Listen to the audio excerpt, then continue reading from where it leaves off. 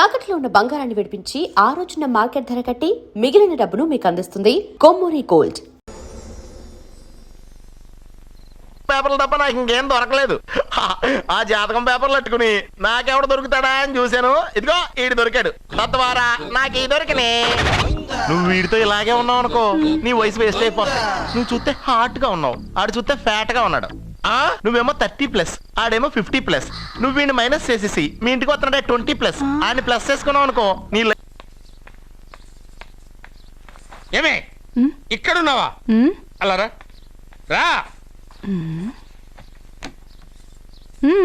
ఏంటి వాడెవడో 50+ మైనస్ చేసి 20+ సెటప్ చేసుకోమన్నాడని నువ్వు సెకండ్ సెటప్ పెడతావా?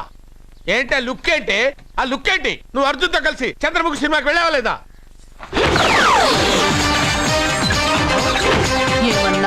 నువ్వు అర్జున్తో కలిసి చంద్రముఖి సినిమాకి వెళ్ళావని టీ కొట్టు దగ్గర కథల కింద చెప్పుకుంటున్నారు.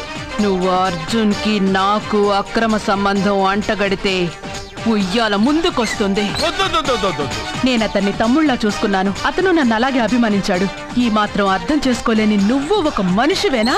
ఇవాళ నిన్ను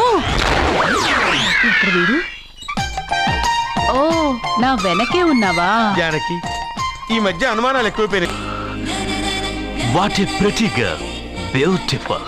ఏంట్రోయ్ అమ్మాయిని పొగడ్తలతో ముంచేస్తున్నావు? నేను నా నిర్ణయాన్ని మార్చుకున్నాను నాన్న. అంటే నగల కొట్టు మూసేసి బట్టల కొట్టు తిరుగుదామనే?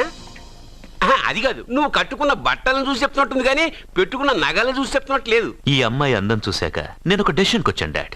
సత్యాన్ని అడ్వర్టైజ్మెంట్ బ్యానర్ లో వేతలుచుకోలేదు. మరి షాప్ లో సేల్స్ గల్ గా ఉంచుకుంటావా? కాదు, దాని మెళ్ళో 3 ముళ్ళు వేసి నా భార్యను చేసుకుంటాను. దానికి ఆ అమ్మాయి ఒప్పుకోకపోతే? ఒప్పుకోదు, జరగదు, కాదు, అవదు ఇవన్నీ అనడం మానేసి వాళ్ళ ఇంటికెళ్ళి ఆ అమ్మాయిని మీ కోడలుగా ఎలా తెచ్చుకోవాలో ఒక్కసారి ఆలోచించండి డాడ్.